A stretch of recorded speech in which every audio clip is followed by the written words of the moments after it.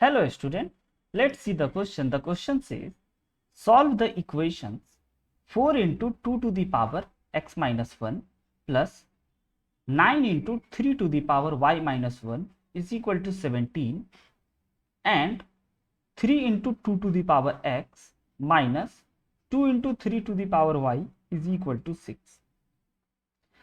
First option x comma y is equal to 2 comma 1.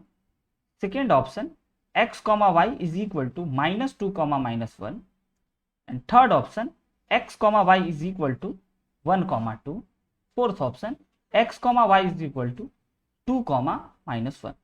तो बच्चों इस क्वेश्चन को सॉल्व करने के लिए हम लोग जिस की कॉन्सेप्ट का यूज करने वाले हैं, the key concept is solving linear equation. हम लोग सॉल्विंग लीनियर इक्वेशन, इन दोनों लीनियर इक्वेशन को सॉल्व करने वाले. तो सबसे पहले बच्चों हम लोग के पास जो इक्वेशन दे रखा है वो 4 times of 2 to the power x minus 1 plus 9 times of 3 to the power y minus 1 is equal to 17. And second equation जो गिवन है हम लोगों के पास वह 3 into 2 to the power x minus 2 into 3 to the power y is equal to 6.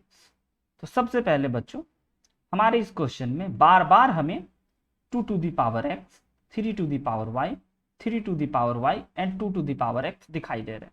तो सबसे पहले इस एक्सपोनेंट को हमें कुछ एज्यूम कर लेना चाहिए ताकि हमारा कैलकुलेशन जो हो बच्चों वह इजी हो, क्योंकि इस 4 into 2 to the power x upon 2 लिखा जा सकता है 2 का पावर x माइनस 1.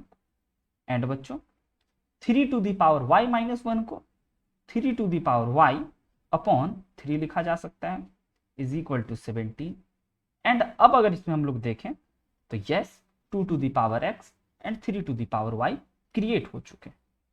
तो सबसे पहले बच्चों अगर हम लोग एज्यूम कर लें कि like 2 to the power x को कुछ a एज्यूम कर लें and 3 to the power y को b एज्यूम कर लें, तो हमारा इक्वेशन जो है वह बन जाएगा 4a by 2 plus 9b by 3 is equal to 17.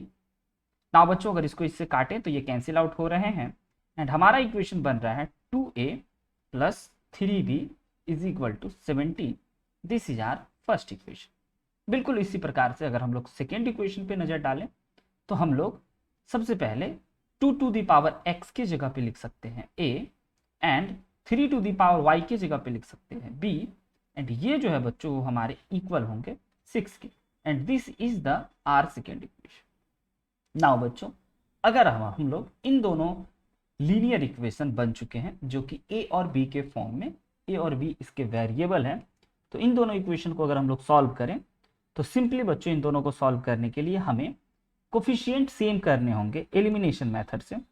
तो सबसे पहले अगर हम लोग कोफिशिएंट से सेम कर लें जिसमें कि हमारा फर्स्ट इक्वेशन है 2a plus 3b is equal to 17 and second equation है बच्चों हमारा ए बी के फॉर्म में 3a minus 2b is equal to 6. तो अगर हम लोग फर्स्ट इक्वेशन को 2 से मल्टीप्लाई कर दें एंड सेकेंड इक्वेशन को 3 से मल्टीप्लाई कर दें और दोनों को ऐड कर दें तो हमारा b वाला टर्म जो है बच्चों वो कैंसिल आउट हो जाएगा.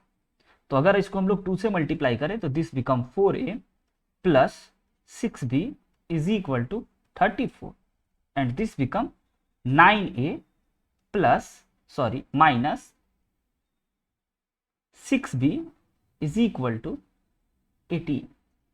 नाउ बच्चों इन दोनों को ऐड करें तो ये हमारा कैंसिल आउट हो गया and this become 13a. And अगर इन दोनों को ऐड करें तो यह बन जाता है हमारा 52.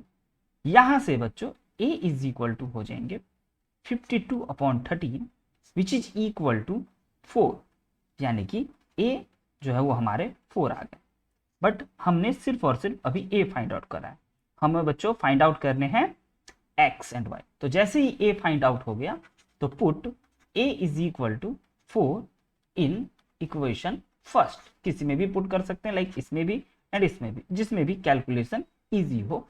तो फर्स्ट इक्वेशन है हमारे पास 2a plus 3b is equal to 17 जिसमें कि अगर हम लोग a की जगह पे 4 पुट करें देन दिस बिकम, अगर बच्चों हम लोग a की जगह पे पुट किए तो यह 8 बन गया plus 3b is equal to 17, then 3b is equal to 17 minus 8 which is equal to 9, यानी कि 3b इज इक्वल टू 9, यानी कि हम लोग कह सकते हैं कि b is equal to 9/3 which is equal to 3, यानी कि बच्चों यहाँ से हमने b भी फाइंड आउट कर लिया।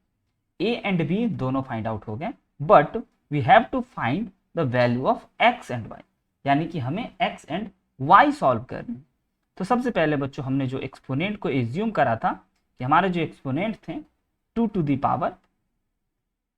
पावर x वाले जो एक्सपोनेंट थे कि 2 टू द पावर x को हमने बच्चों a एज्यूम करा था। तो 2 टू द पावर x को हमने अगर a एज्यूम करा था एंड a का वैल्यू हमारा यहाँ से सॉल्व होकर के आया 4, एंड बच्चों इस 4 की जगह पे we can easily write 2 to the power 2। Now अगर एक्सपोनेंट में बेस सेम हो तो हम लोग बच्चों पावर को सेम कर सकते हैं। तो यहाँ से x इक्वल टू 2 आ रहा है। एंड सेकेंड थिंग बच्चों, ये हमारा फर्स्ट थिंग, सेकेंड थिंग हमारा कि हमने जो एज्यूम करा था like 3 to the power y को b, 3 to the power y को हमने b एज्यूम करा था और b का जो वैल्यू है वो हमारा 3 आया। एंड बच्चों 3 को हम लोग लिख सकते हैं 3 का पावर 1, एंड अगेन इसका बेस सेम है तो यहाँ से हम लोग लिख सकते हैं y इज इक्वल टू 1, यानी कि x इक्वल टू 2 आया एंड बच्चों y इज इक्वल टू 1 आया। तो x comma y can be written as 2 comma 1। The final answer is x comma y is equal to 2 comma 1। The right answer is final answer 2 comma 1, option A।